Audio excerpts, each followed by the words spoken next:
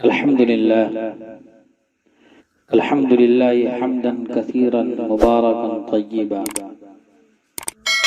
والصلاة والسلام على النبي الكريم وعلى آله الطاهرين وأصحابه الكاملين ومن تبعهم بإحسان إلى يوم الدين. ما آتاكم الرسول فخذوه وما نهاكم عنه فانتهوا واتقوا اللہ. محترم بزرگوں، اللہ تبارک و تعالی نے جو دین ہمیں عطا کیا ہے، اس دین میں انسانی زندگی کی مکمل رہنمائی موجود ہے. یہ دین بظاہر تو 30 پاروں میں محدود نظر آتا ہے، لیکن اس کے اندر انسانی زندگی کے لامحدود مسائل کا حل موجود ہے. اس لیے ضرورت اس بات کی ہے کہ ہم اپنی زندگی کے جو کام بھی کریں، جس کام کو بھی انجام دینے کا ارادہ کریں، تو ہمیں اس کا نمونہ، ہمیں اس کی رہنمائی قرآن پاک کے اندر ڈھونڈنی چاہیے، تلاش کرنی چاہیے. قرآن پاک میں نہ ملے تو سنت نبی ہمارے لیے موجود ہے. ہم سنت کے اندر تلاش کریں گے کہ حضور اکرم صلی اللہ علیہ وسلم نے اس کام کو کس طرح انجام دیا ہے، اور اگر بالفرض ہمیں اس میں بھی نہ ملے تو پھر صحابہ کرام کی زندگی میں اس کام کے نمونے کو ڈھونڈنا چاہیے کہ صحابہ کرام نے اس کام کو کس انداز سے انجام دیا، اور پھر اس کام کو ہم انجام دیں. لیکن افسوسناک صورتحال یہ ہے کہ آج ہمارا نام تو اسلامی ہے، ہمارے لباس اسلامی ہیں، چہرے مورے سے ہم مسلمان محسوس کیے جاتے ہیں، سرکاری رجسٹرڈ میں ہم مسلمان شمار ہوتے ہیں، لیکن ہم نے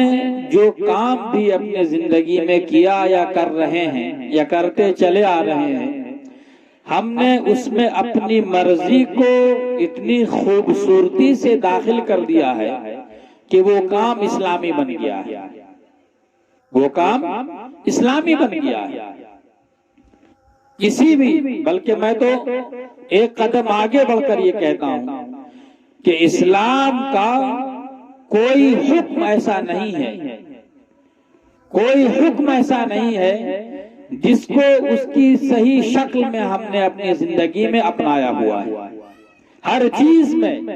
ہم نے اپنی مرضی کو داخل کر دیا ہے. آپ ذرا بتائیے، اگر آپ کے ذہن میں کوئی ایسا کام ہو، کوئی ایسا قرآن کا یا حدیث کے اندر کوئی ایسا حکم ہو اسلامی جس میں ہم نے اپنی مرضی کو داخل نہیں کیا ہے، شادی بیاہ ہو، عقیقہ ہو، ختنہ ہو، اور بھی دیگر رسوم اور رواج ہوں، ہر چیز کے اندر ہم نے اپنی مرضی کو داخل کر دیا ہے. یہاں تک کہ ہم نے عبادت کو بھی نہیں بخشا، عبادت میں بھی ہم نے اپنی مرضی کو داخل کر دیا ہے. چنانچہ رمضان کا مہینہ آنے والا ہے، آپ دیکھیے کسی مسجد میں 10 دن کی تراویح ہوگی، کسی میں 20 دن کی تراویح ہوگی، اور کسی دن کسی جگہ حافظ صاحب 6 ہی دن میں قرآن مکمل کروا رہے ہیں. ارے بھائی، یہ کون سا اسلام ہے؟ ایسے ہی نماز کو لے لیجئے، نماز ایسی کہ ایک مچھر بیٹھ جائے تو ہم اس کو پٹ سے مار دیتے.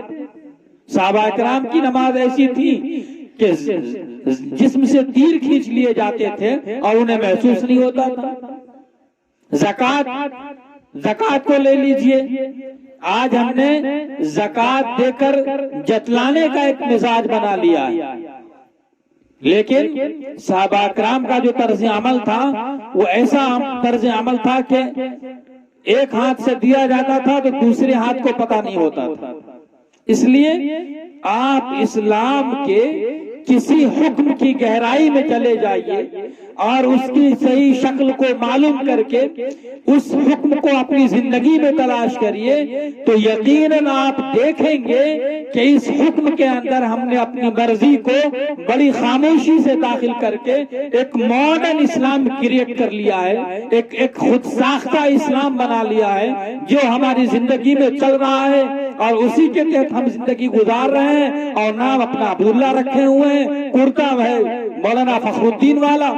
اور طرز زندگی میں اور رسم و روایات میں اگر ہم دیکھیں تو اس میں اپنی مرضیات کی بو نظر آتی ہے۔ میرے بزرگوں، مجھے معاف کیجئے گا، ایک ایسا ماڈرن اسلام آپ نے اپنایا ہوا ہے ہمارے معاشرے میں، ایک ایسا خود ساختہ اسلام رچ بس گیا ہے جو کرتے تو سنت ہیں لیکن اس موقع کی دسیوں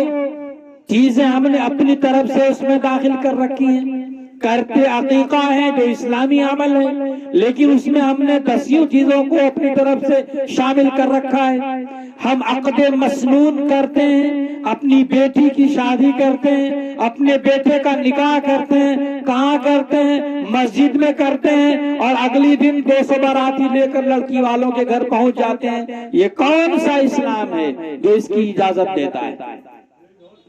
اس لیے کان کھول کر اس بات کو سن لیجئے کہ ایسے اسلام کی اللہ کے یہاں کوئی وقت نہیں ہے۔ یہ اسلام جو آپ کا اسلام ہے جس کو آپ نے گڑھ لیا ہے، اس اسلام کی اللہ کی نگاہ میں کوئی حیثیت نہیں ہے۔